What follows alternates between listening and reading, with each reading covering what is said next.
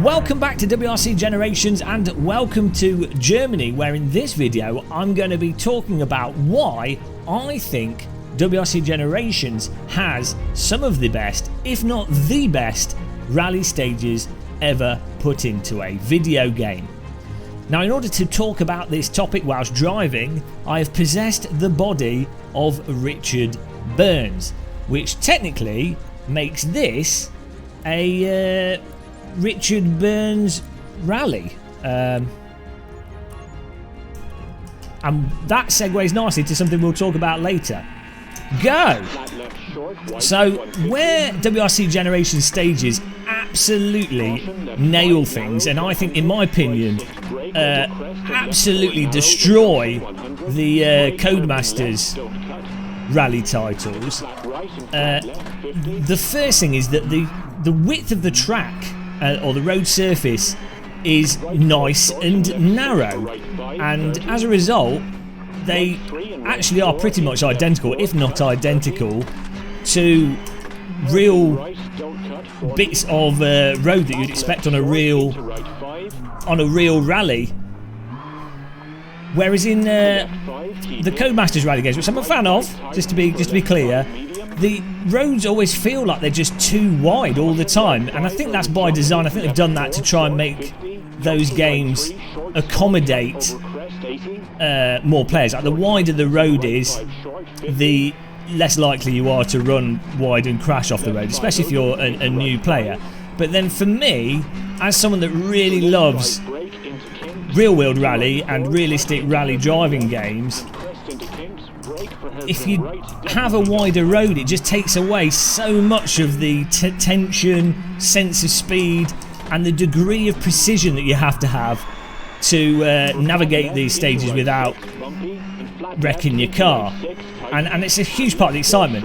But crucially, where WRC Generations really nails things with the roads is the degree of variation and road type even within each individual stage. Whereas in the Codemasters games, it tends to be one or two types of road per stage. I mean, look at this, we've just gone through a vineyard, we're now on like a sort of main public road with two lanes, which has a completely different driving feel to it, different road camber, and total approach to really maximise it. Like, you can absolutely pony it through that. And then we've gone on to this sort of lesser, completely unmaintained, no sort of uniform camber side road, and again it's a completely different approach and awareness that you have to have as a driver to get the most out of these different types of road surface. And that's just happened within the space of literally a minute. We're going to go back across that road, back into the vineyard, and absolutely amazing. And this is what all the stages in WRC Generations are like. Also, crucially, what you notice is the little side details on the track. So, like, look at this little bit of curbing on the left-hand side that raises up from the road surface, which you've got to be careful of accidentally clipping your wheel onto it, because that could make that could be a really big problem. And you've got all these little details, little railings and stuff, little bits of stone and things, and again, all those little trackside things to crash into are highly variable and highly dependent on the type of road that you're driving on, and it really does affect things, and it really adds a ton to the immersion. I mean, also, you notice the different types of road details from stage to stage, and the cultural differences between countries and how they tend to dress their roads up and how they do their gutters. Like Japan, for example, just has open drains that you can accidentally trap your wheel in. But it's all those little things on the stages, like just this wall. Look at the detail to that wall, how it's set up, and now we've gone from like that type of retaining wall to a different one, presumably due to like where a landslide would have occurred. So you've got an old wall and a new wall. All these little trackside details are what I think really magnify the believability. I'm not sure what happened there. Oh dear, Austin Powers moment. Can't believe we did that. Sorry, Richard Burns. Oh, I didn't channel his ghost.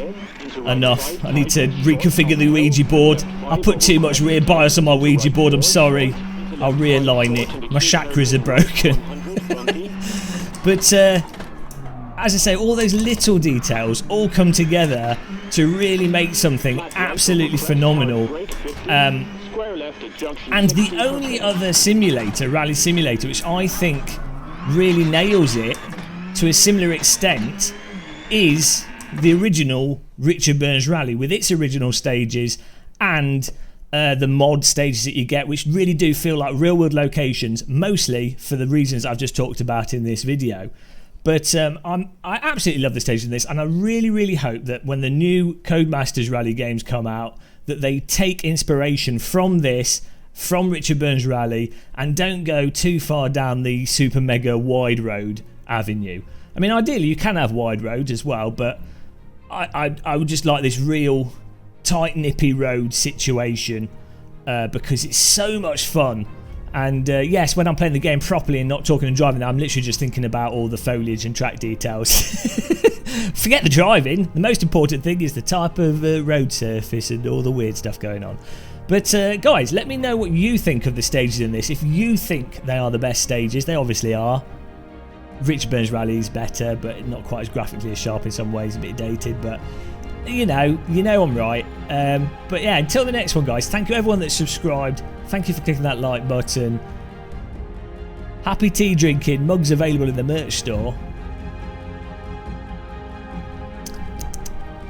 And goodbye.